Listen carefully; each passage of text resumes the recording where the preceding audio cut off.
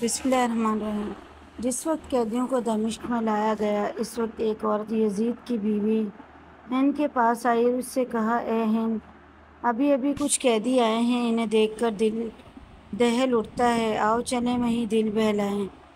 ہند اٹھی اور اس نے عمدہ لباس زیب تن کیا اور اپنی سرتاپا چادر اوڑھی اور اس مقام پر آئی۔ جب وہ کرسی پر بیٹھ گئی تو زینب کی نظر اس پر پڑی۔ آپ نے غور سے اس کی طرف دیکھا تو اسے پہچان لیا اور اپنی بہن ام کلثوم سے کہا، بہن، کیا آپ نے اس عورت کو پہچان لیا ہے؟ کلثوم نے جواب دیا کہ نہیں، میں نے اسے نہیں پہچانا۔ زینب نے فرمایا، یہ ہماری کنیز ہند بنت عبداللہ ہے جو ہمارے گھر میں کام کرتی تھی۔ زینب کی بات سن کر ام کلثوم نے اپنا سر نیچے کر لیا اور اسی طرح زینب نے بھی اپنا سر نیچے کر لیا تاکہ ہند ان کی طرف دیکھ کر متوجہ نہ ہو، لیکن ہند ان دونوں بیویوں کو غور سے دیکھ رہی تھی۔ اس نے آگے بڑھ کر پوچھا، آپ نے آپس میں گفتگو کر کے پراسرار طور پر اور خاص انداز میں اپنے سر جھکا لیے ہیں، کیا کوئی خاص بات ہے؟ زینب نے کوئی جواب نہ دیا اور خاموش کھڑی رہی۔ ہند نے پھر پوچھا، بہن، آپ کس علاقے سے آئی ہیں؟ اب زینب خاموش نہ رہ سکی اور فرمایا، ہم مدینہ کے رہنے والے ہیں۔ ہند نے مدینہ منورہ کا نام سنا تو پوچھنے لگی، بہن، کیا آپ مدینے والوں کو جانتی ہیں؟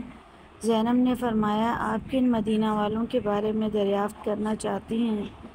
ہند نے کہا، میں اپنے آقا امام علی کے گھرانے کے متعلق پوچھنا چاہتی ہوں۔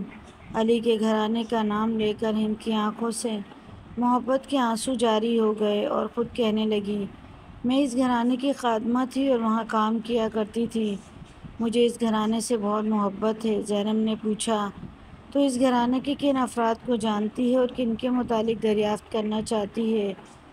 ہند نے کہا، امام علی کی اولاد کا حال معلوم کرنا چاہتی ہوں۔ میں آقا حسین علیہ السلام اور اولاد حسین اور علی کی پاک باز بیٹیوں کا حال معلوم کرنا چاہتی ہوں۔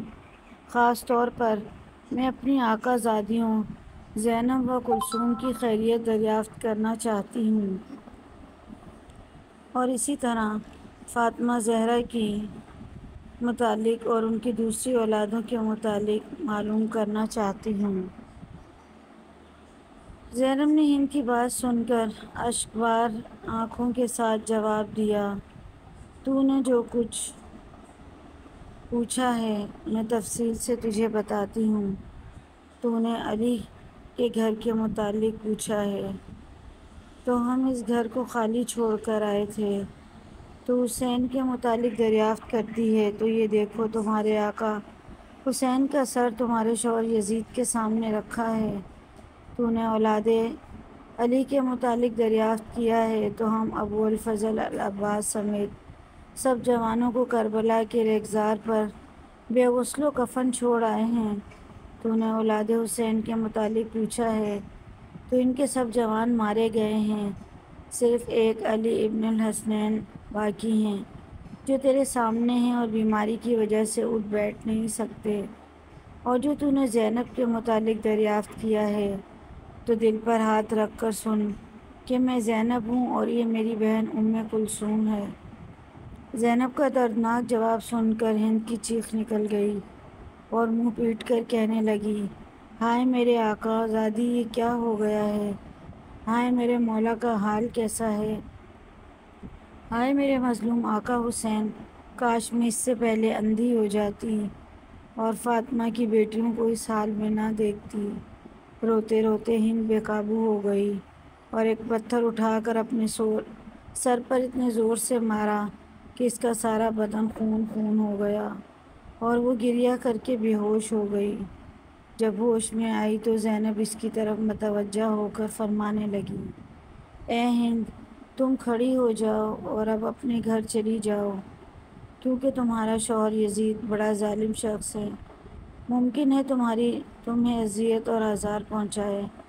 ہم اپنی مصیبت کا وقت گزار لیں گے، ہم یہ نہیں چاہتے کہ ہماری وجہ سے تمہارا سکون تباہ ہو جائے۔ ہند نے جواب دیا کہ خدا، مجھے اپنے آقا و مولا حسین سے زیادہ کوئی چیز عزیز نہیں ہے۔ میری زندگی کا سکون ختم ہو چکا ہے اور اب میں اپنی زندگی کے باقی لمحات اسی طرح روتے ہوئے گزاروں گی۔